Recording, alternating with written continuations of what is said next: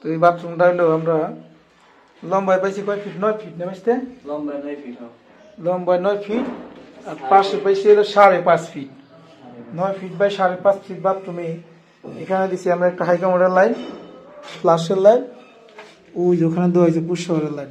এরপরে কিন্তু এই জায়গায় আবার একটা বেসিনের লাইন করা আছে।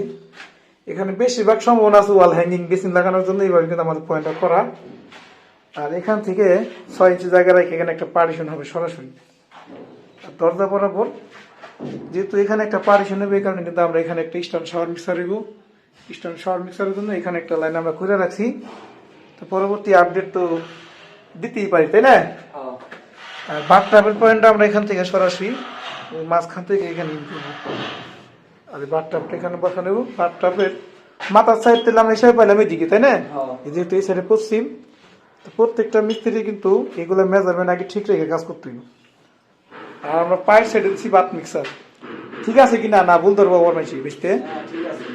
ঠিক আছে, এখন আমাদের লাইনটা করা হয়নি। এই জায়গাটা মিডল সেন্টার হিসাব করে আমাদের বাথটাবের পয়েন্ট আমরা করে দিব। ঠিক আছে, ওকে। আর বাইশটা ওই যে ভাত খাইছাও সকালে?